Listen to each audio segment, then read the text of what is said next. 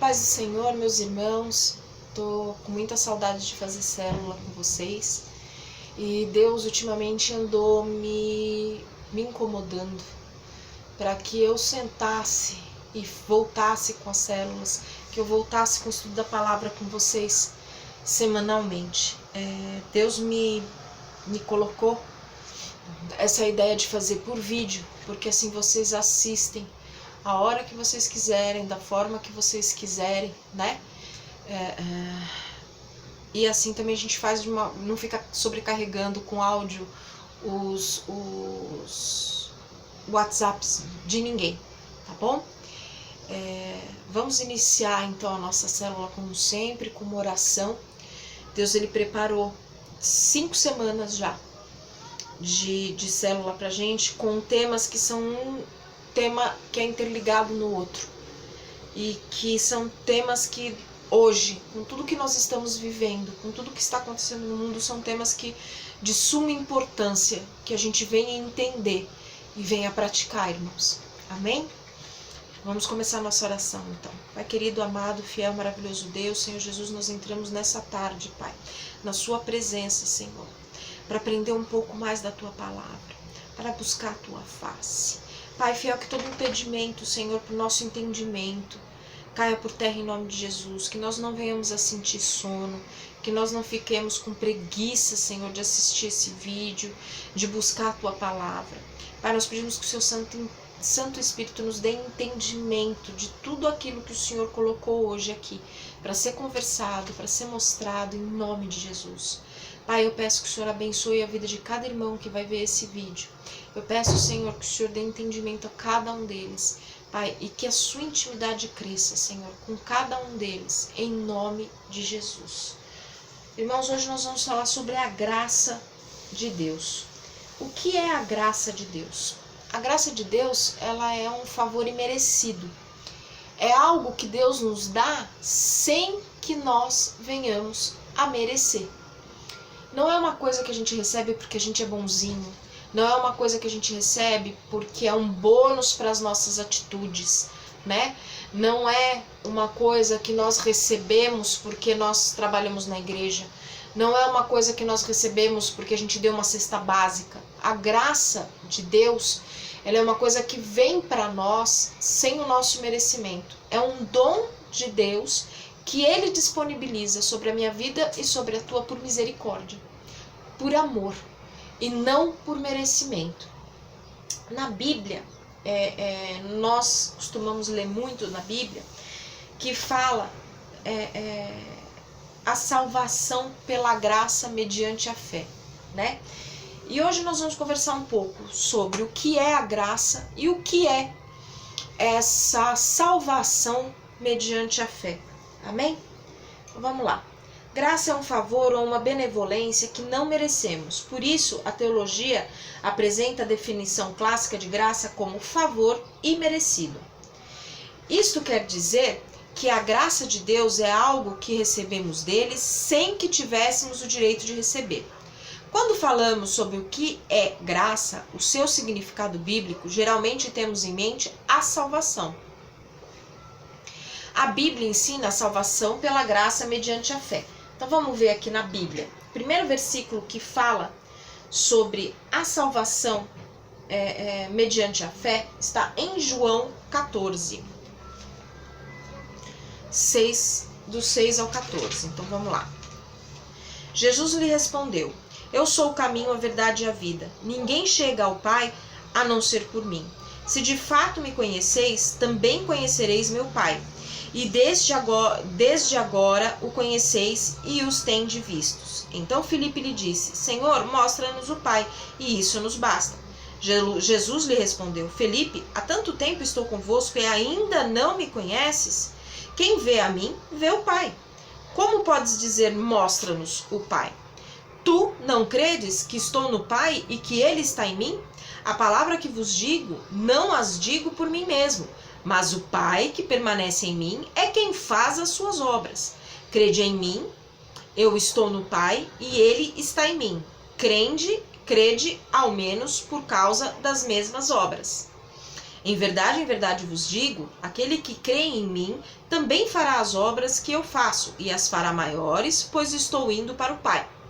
E eu farei tudo o que pedirdes em meu nome, para que o Pai seja glorificado no Filho. E me pedirdes alguma coisa, em meu nome eu o farei. O outro versículo está em João 6, 35 ao 40. E Jesus lhes declarou: eu sou o pão da vida, quem vem a mim jamais terá fome, e quem crê em mim jamais terá sede. Mas como já vos disse, vós me tendes visto, e mesmo assim não credes. Todo aquele que o Pai me dá, virá a mim, e de modo algum rejeitarei quem vem a mim. Pois desci do céu, não para fazer a minha vontade, mas a daquele que me enviou. E a vontade daquele que me enviou é esta, que eu não perca nenhum de todos os que me deu, mas que eu os ressuscite no último dia. Porque esta é a vontade de meu Pai, que todo aquele que vê o Filho e nele crê, tenha a vida eterna, e eu o ressuscitarei no último dia. E para terminar, é Efésios 2, do 8 ao 9. Porque pela graça sois salvos, por meio da fé, e isto não vem de vós, é dom de Deus, não vem das obras, para que ninguém se orgulhe. Vamos lá. A graça de Deus jamais é o cumprimento de uma exigência, mas sempre é uma prerrogativa divina.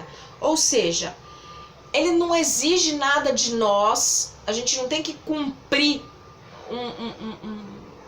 uma lista de tarefas ou fazer aquilo que ele quer para que ele nos dê a graça. A graça é imerecida, é um dom de Deus e ele derrama sobre as nossas vidas, né?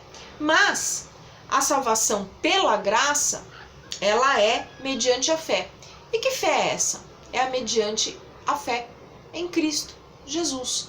É saber que Jesus largou a glória, se despiu de toda a glória dele no céu, nasceu e morreu aqui, nasceu como homem, viveu e morreu para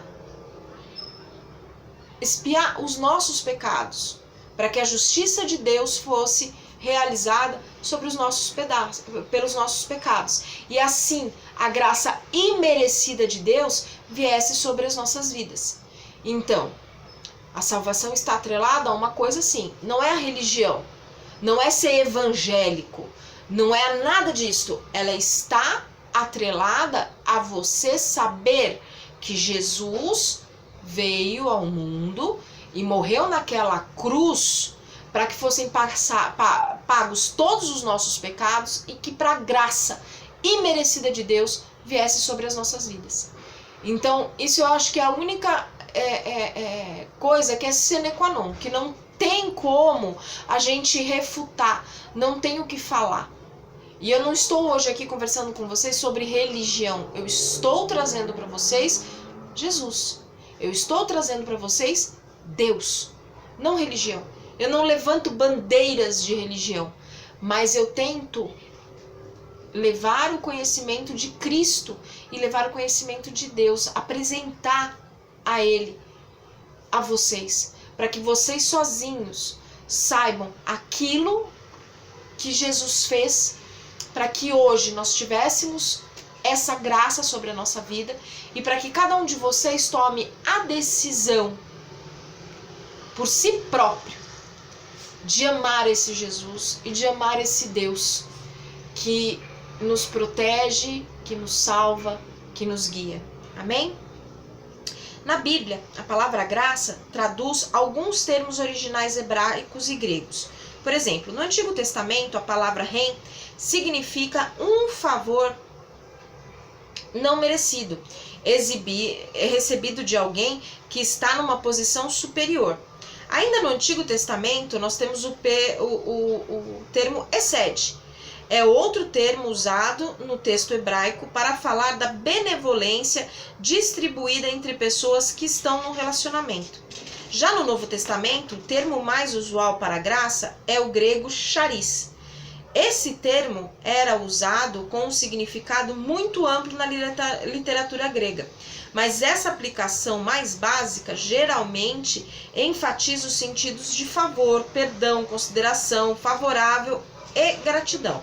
Mas raramente no Novo Testamento também usa a palavra élios, que possui o sentido de misericórdia, mas geralmente é traduzido pela palavra graça, por se ajustar melhor ao sentido do texto. Mas sem dúvida, nenhuma palavra é capaz de transmitir de forma completa o que de fato significa a graça. Na verdade, o significado da graça só pode ser compreendido adequadamente à luz da obra de Cristo. Nós só entendemos o que é a graça a partir do momento que nós entendemos o que Cristo veio fazer aqui. A vida que Cristo levou e o porquê que ele morreu e como ele morreu e o que aconteceu naquela cruz, por que ele verteu até a última gota de sangue, por que ele verteu água, né? Então, assim, quando nós entendermos o que foi o sacrifício de Cristo por nossas vidas, aí nós começamos a entender o que é a graça de Deus sobre as nossas vidas. Agora a gente vai entender um pouquinho a diferença entre graça e justiça, amém? Já falamos que a definição de graça é o favor imerecido. De acordo com o conhecimento, o significado de graça se distingue radicalmente do significado da justiça. Isso porque a justiça é essencialmente algo merecido, ou seja, a justiça ela fala de uma restituição sob o padrão de mérito. Em outras palavras, a justiça é merecida ou conquistada através de obras e condutas que foram observadas previamente por alguém. Mas, por outro lado, a graça é algo ofertado a quem não merece receber nada. Enquanto a justiça é devida, a graça é simplesmente dada espontaneamente. Isso quer dizer que a graça não é uma retribuição justa por algo realizado, mas é um presente, é um favor não conquistado com base em méritos prévios. Esse contraste nos ajuda a entender o contexto bíblico da graça de Deus. Muita gente questiona a existência de sofrimento no mundo ou o fato de nem todas as pessoas serem salvas. Infelizmente, algumas vezes essas pessoas ficam inclinadas a duvidar do caráter de Deus. O erro dessas pessoas está justamente em não compreender o que é graça. Essas pessoas pensam que Deus deve algo ao homem, mas a verdade é que Deus não está numa posição em que ele seja obrigado a agir de forma favorável à humanidade. Ele derrama do seu favor sobre o homem, isto é, graça, não dívida. O que de fato o homem merece receber de Deus é a sua justiça. Porém, sabemos que a justiça recompensa o inocente e castiga o culpado. O problema é que a Bíblia diz que não há um único homem justo, pois todos pecaram e estão destituídos da glória de Deus, Romanos 3. Então, diante de Deus, todos os homens são transgressores que merecem receber o preço da justiça divina. Mas engana-se quem pensa que a graça de Deus anula a justiça. O fato de Deus agir graciosamente para conosco não significa que sua justiça ficará insatisfeita. Para entendermos isso, precisamos olhar para como a graça de Deus é revelada em Cristo. Soberanamente, Deus resolveu agir de forma favorável para aqueles que mereciam um castigo. Ele resolveu declarar inocentes aqueles que mereciam ser condenados. Mas ele não fez isso apenas ignorando o erro das pessoas, pois se fosse assim, ele não seria justo. Então, nesse ponto, encontramos Cristo nos mostrando o que de fato é a graça de Deus. O que aconteceu foi que o erro destas pessoas culpadas foi punido na pessoa de Cristo. A dívida dessas pessoas alienadas foi colocada na conta de Cristo e quitada integralmente por ele. Nesse sentido, a obra expiatória de Cristo é a maior expressão da graça de Deus. Vocês entenderam o que eu falei? A justiça de Deus, ela vem. A justiça Deus, ele é amor, mas ele é justiça. Deus, ele nos dá graça por amor, mas ele também vem com a justiça. Então, porque nós somos salvos por Cristo Jesus, pelo sacrifício de Cristo na cruz, não quer dizer que nós não sofreremos a justiça. Todos os atos que nós já fizemos na nossa vida serão cobrados. Serão cobrados. Se nós fizermos algum ato de irresponsabilidade, esse ato virá sobre nós, independente da graça dele ou não. Independente da misericórdia de Deus ou não. A justiça é uma coisa, a salvação é outra. Só que Cristo, alguém precisava pagar, alguém precisava sofrer a justiça de Deus. Então, Cristo se prontificou a pagar esse boleto. E ele pagou um preço de sangue, pelo meu pecado e pelo seu. Só que o mais interessante de tudo isso é que Cristo, ele não pagou por aqueles pecadinhos que estavam lá naquela época. Pelo aquele povo que estava lá naquela época. Cristo, ele pagou por todos os pecados. Por todos os pecados que você já fez e todos os pecados que você ainda vai vir a fazer. Olha isso. Né? Tá lá, pago na cruz. Tá lá, pago na cruz. Mas isso não quer dizer que a justiça não venha sobre a sua vida. Ou seja, você roubou, você vai pra cadeia. Não adianta você confiar, você acreditar em Cristo, acreditar em Deus, você orar, você ir toda semana para a igreja, você não fornicar, você não abortou, você não fez nada, você não matou o próximo. Não adianta. Não adianta. Você roubou, você vai receber a justiça sobre isso. Você traiu, você vai receber a justiça sobre isso. Só que a diferença de quem sabe o tamanho de sacrifício que Jesus fez e sabe que o seu boleto foi pago naquela cruz, para os outros que não sabem, é que a gente sabe que que nós passaremos pela justiça, mas com Jesus ao nosso lado. E nós sabemos que, como fala milhares de vezes na Bíblia, vai, não peques mais. Você fez algo errado, você pecou. Arrependa-se do seu pecado. Coloque isso em Cristo, porque ele fala na Bíblia, ele fala na palavra dele, troca de fardo comigo. Então deposite em cima de Cristo, porque esse pecado será perdoado, mas vá e não peques mais, ou seja, não cometa as mesmas coisas de novo. Amém? Então vamos lá. E, gente, não é porque a gente tem a graça de Deus sobre a nossa vida que, tudo bem, eu vou pecar porque ele vai perdoar. Porque tem a graça tem a graça sobre as nossas vidas e Jesus morreu já na cruz, já pagou mesmo, então eu vou lá pecar. Não. Como eu acabei de falar aqui, a justiça divina, você vai ter que pagar. Você vai receber. Então não adianta você ficar sempre pecando e aí, ai Deus, perdão, viu? E voltar a pecar. Não adianta, entendeu? Não adianta. Por exemplo, a pessoa que tem adúltero, né? Foi lá, adulterou a primeira vez. Aí, ai Senhor, me perdoa porque eu adulterei. Eu não vou mais, me perdoa Jesus, porque eu adulterei. Aí ele vai e não adultera mais com aquela pessoa que ele adulterou. Mas passa outra, ele já vai correndo atrás daquela outra e pá, adultera de novo. Ai, Jesus, perdoa, porque eu adulterei. Ai, me perdoa. Aí ele também não fica mais com aquela pessoa e aí ele vai atrás de uma terceira pessoa. Gente, o pecado continua sendo o mesmo. Ele continua em fornicação, ele continua em adultério. Pode não ser com a mesma pessoa, mas ele continua fazendo o mesmo pecado. E aí? Deus vai perdoar porque a graça é imerecida. Não, não é assim. Não é assim. Quando a gente passa a ter o conhecimento dessa graça imerecida e que a gente passa a ter o conhecimento do caráter de Deus, o correto é que nós venhamos a buscar ter o mesmo caráter e não ficar fazendo os mesmos pecados e achando que Deus vai ficar perdoando, porque não vai, não é assim. Graça é uma coisa, perdão é outra. Eu costumo falar, às vezes as pessoas me perguntam, você é salva? Sou salva.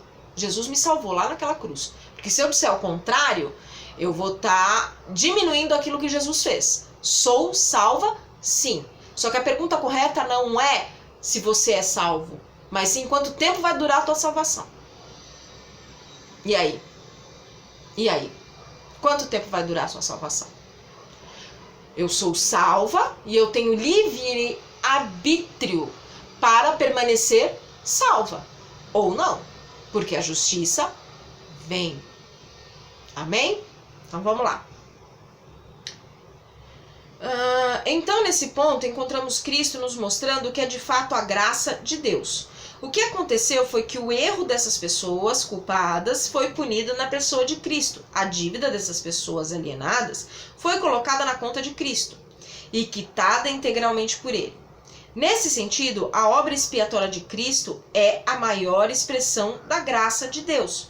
Por isso, é muito apropriado que a Bíblia fale de salvação em termos econômicos, ou seja, ela fala que a pessoa que crer será remida ou foi remida por Cristo. Redenção diz respeito a um pagamento. Ser redimido significa basicamente ser comprado. Nos tempos antigos, esse termo às vezes era empregado para se referir à liberação de um escravo mediante um pagamento oferecido por um redentor. Essa era justamente a nossa situação. Éramos escravos do pecado e não tínhamos como pagar a nossa dívida. Então, quando Cristo veio ao mundo para resgatar pecadores miseráveis que mereciam o inferno, a palavra graça assumiu o significado pleno. Dessa forma, a salvação é um dom de Deus para nós, e sendo um dom, ela não vem em resposta às nossas boas obras, ou em resposta aos nossos méritos. A salvação é graça, e graça é justamente aquilo que não temos direito algum de receber. Então, como diz o antigo hino de John Newton, o que podemos dizer é: graça maravilhosa, quão doce é o som que salvou o desgraçado como eu. A salvação é um dom gratuito de Deus e não está fundamentada nas obras humanas. A Bíblia é clara ao afirmar que somos salvos pela graça mediante a fé em Cristo Jesus. A Bíblia diz que todas as pessoas, sem exceção, são pecadoras. Romanos 3:23. Isso significa que todos necessitam da salvação. Ninguém é capaz de se justificar diante de Deus por seus próprios méritos. Então vamos lá, vamos ver aqui, Romanos 3:23. Fiquei com vontade de ler. Quando eu estava preparando a aula eu não fiquei com vontade não, mas agora eu fiquei com vontade de ler. Então vamos ler Romanos 3:23. Porque todos pecaram e estão destituídos da glória de Deus. Amém? Todos pecaram. Todos pecaram. Todos pecaram. Não é uma coisa que a Vanessa é pecadora porque a Vanessa mentiu. Eu não sou pecador porque eu não minto. Mas, irmão, se você parar para olhar para si mesmo, você vai encontrar alguma coisa que você faz de errado. Você vai encontrar alguma coisa que não tá legal. Se todos nós parássemos mais para olhar para nós mesmos, para as nossas atitudes, ao invés de ficar olhando para a atitude do outro, o mundo seria muito melhor e teria muito mais gente salva. E muito mais gente preocupada em melhorar. Eu aprendi uma coisa assim que eu me converti, que foi uma peça muito decisiva na minha vida. Antes de eu querer que o meu entorno, o meu ambiente melhore, ou seja diferente, quem tem que melhorar e ser diferente sou eu. Olhe para o seu próprio umbigo. Faça uma autoanálise. Veja quais são os seus pecados. E eu não estou falando, não estou apontando nada, não estou falando nada, mas fala para Deus assim: Deus, me mostra o que eu estou fazendo de errado. Me mostra aquilo que desagrada do teu coração. Me mostra aquilo que eu preciso me transformar, que eu preciso me modificar. Diferente do que as pessoas creem, pecado, meu amor, não tem nada a ver, não tem só a ver com aquilo que você faz, mas tem a ver com aquilo que você é. Pois é. Deus, ele nos chama para o arrependimento, ou seja, mudança de comportamento. E para eu mudar o meu comportamento, o que precisa ser mudado em mim? O meu caráter. O meu caráter. E o meu caráter, ele só será transformado se eu falar para Deus: Pai, o que está de errado?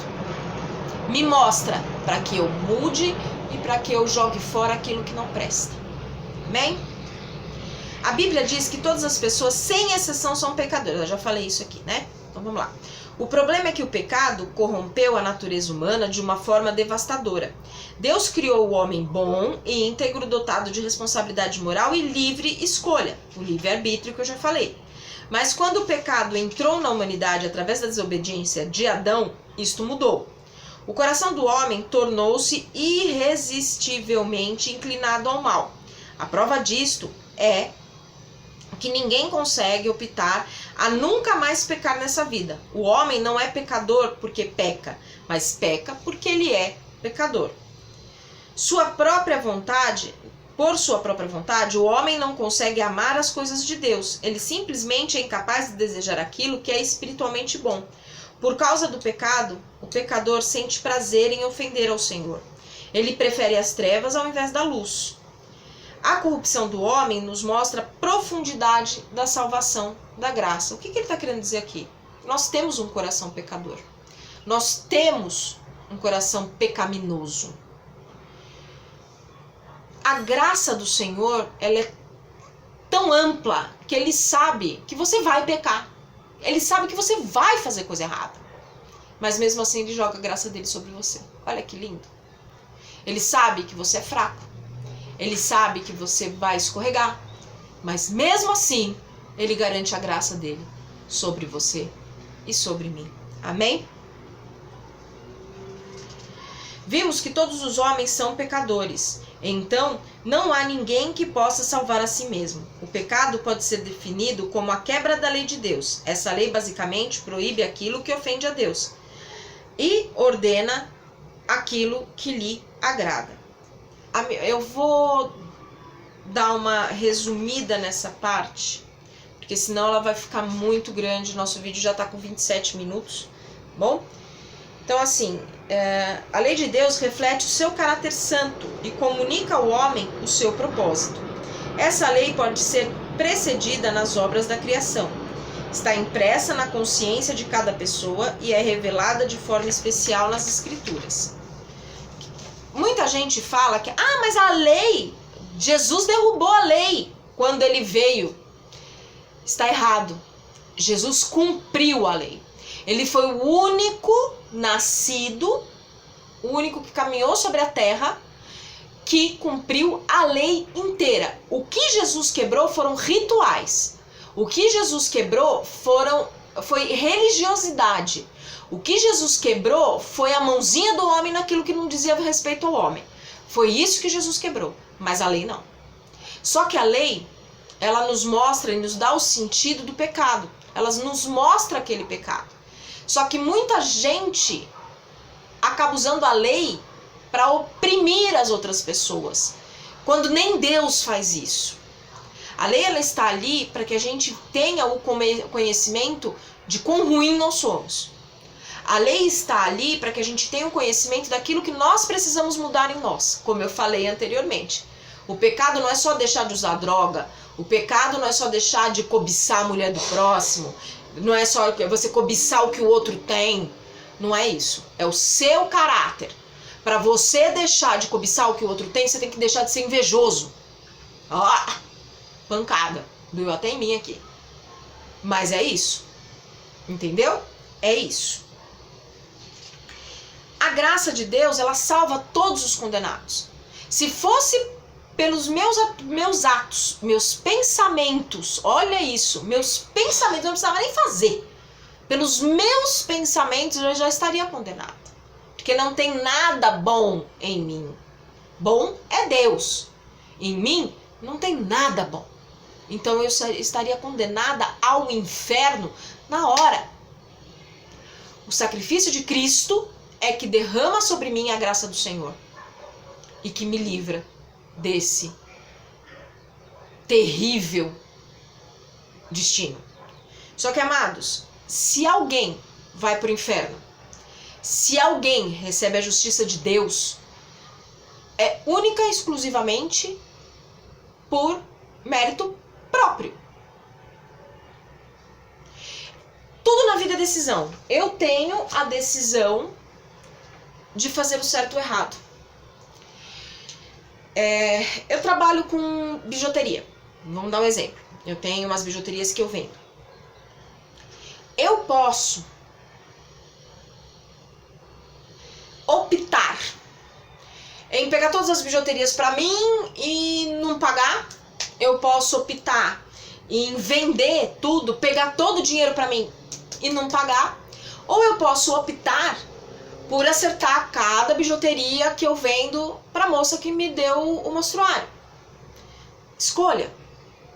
Escolha.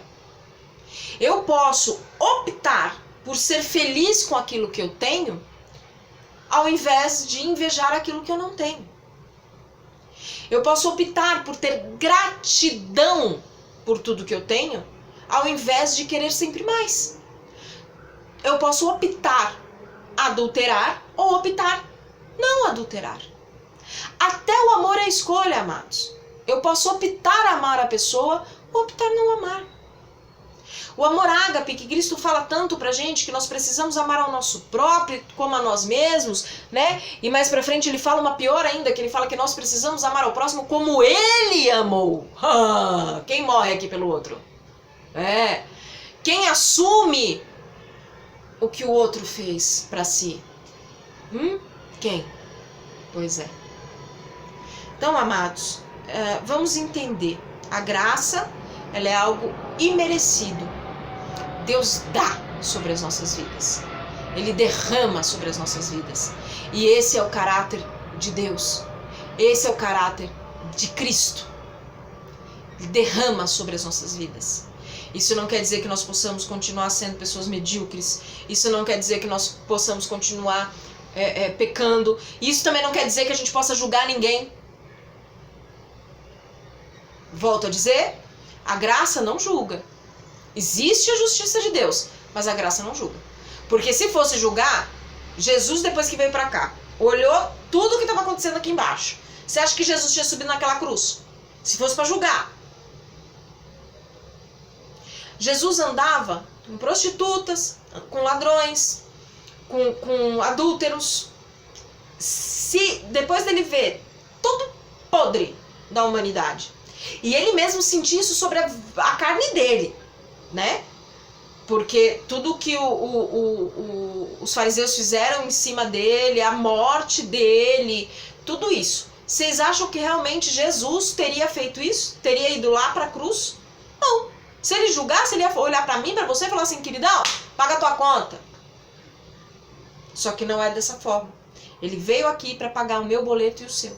Para que a graça de Deus fosse derramada sobre as nossas vidas. Então, Vanessa, o que você quer dizer com tudo isso? O que eu quero dizer é que não adianta o que você faz ou o que você deixa de fazer. Você não vai ter a graça de Deus sobre a tua vida desse jeito. Você vai ter a graça de Deus a partir do momento que você falar, Jesus, o Senhor me salvou. Quando o Senhor subiu naquela cruz, o Senhor pagou todos os meus pecados. Todos os meus pecados. E eu aceito a tua graça sobre a minha vida. Mas o segundo passo que você tem que fazer é olhar para si e falar, eu sou pecador. Mas eu não quero continuar pecando. Eu sou pecador, mas mostre em mim, Pai, tudo aquilo que precisa ser transformado.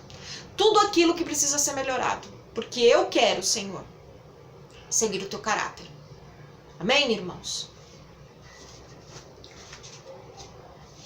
Ser salvo pela graça significa exatamente o oposto de ser salvo pelas obras. A salvação pela graça indica que o fundamento de nossa salvação está em Deus e em nós. Sem Cristo, o homem é espiritualmente morto. Ele não está doente precisando de tratamento. Ele está completamente morto. E apenas Deus pode ressuscitá-lo.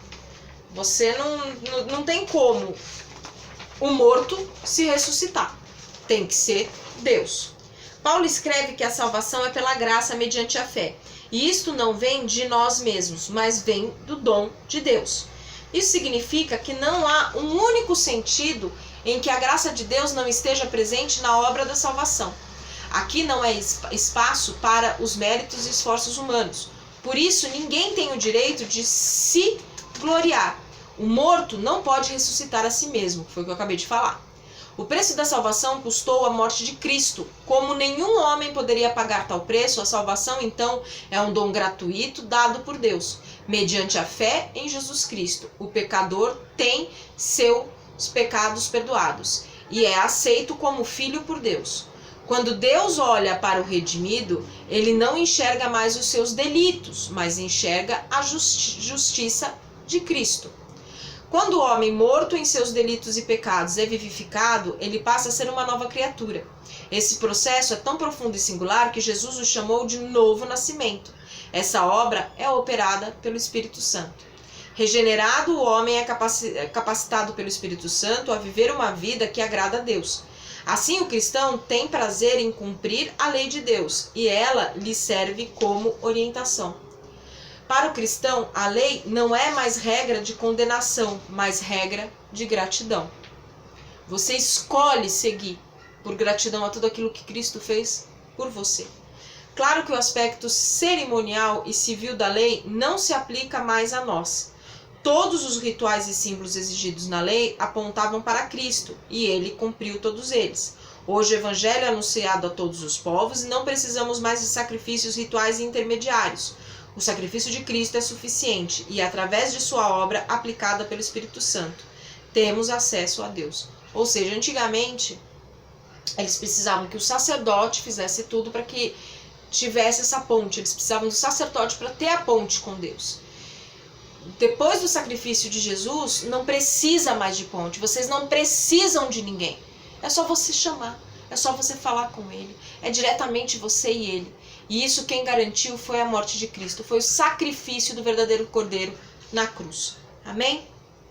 Porém, a lei moral continua vigente. Deus é imutável e o padrão de santidade exigido por ele continua o mesmo. E por isto que aqueles que foram salvos pela graça descobrem que amam a lei e desejam guardá-la. O Espírito Santo conduz o redimido a uma obediência tão grande que ele se deleita na lei do Senhor. Sua declaração é a mesma do salmista: como eu amo a tua lei, medito nela o dia inteiro. Paulo escreve que todos aqueles que são salvos pela graça também são educados por ela. A graça salvadora nos ensina a renunciar à impiedade e viver uma vida que agrada a Deus. O mesmo apóstolo também ensina que o propósito da salvação pela graça não está no homem, mas em Deus, o alvo principal de Deus ao salvar seu povo e sua própria glória por toda a eternidade. Amém, amados? Então, o que nós podemos aqui entender desse finalzinho? Não é merecida a graça, foi algo que Jesus conquistou para nós quando ele morreu na cruz. Mas agora eu só preciso falar rapidinho antes de terminar esse vídeo sobre santidade. Todo mundo acha que quando se fala de santidade, tá falando de não transar com ninguém, de não fornicar, né? De não ficar de mão naquilo, aquilo na mão. Só que santidade não é isso. É isso também, mas não é isso. Santidade é você separar o seu coração para Deus. Santidade é você jogar fora coisas que você gosta de fazer, mas que você sabe que não são apropriadas para você fazer. Santidade é você jogar fora o teu mau caráter. Santidade é você jogar fora as tuas más escolhas. Santidade é você jogar fora ciúmes, inveja, mentira. Isso é santidade. A palavra do Senhor ela é clara. Ela fala pra gente que o sexo é uma aliança de sangue, que tem que ser feita apenas ao casal, casado, e não ficar fazendo com todo mundo. Ela é clara. Isso também é santidade. Mas Deus aqui nos chama para uma santidade muito maior. A santidade não quer dizer que você não pode transar com ninguém. A santidade quer dizer que você tem que se purificar. Seus pensamentos, suas atitudes, seus sentimentos. É isso que precisa entrar em santidade. Escolha não ser mais ciumento. Escolha não ser mais invejoso. Escolha não ser mais recalcado. Escolha não achar que tudo é culpa dos outros e você não tem nada disso. Não escolha não guardar mais mágoas. Não ficar em 1984, quando eu era pequenininho lá em Barbacena, fulaninho falou assim, assim, assim comigo. Então hoje eu sou assim, assim, assado, porque fulaninho lá não sei aonde fez isso comigo. Escolha não ser mais assim. Escolha que aquilo que fulaninho te fez não te atinge mais, não chega mais perto.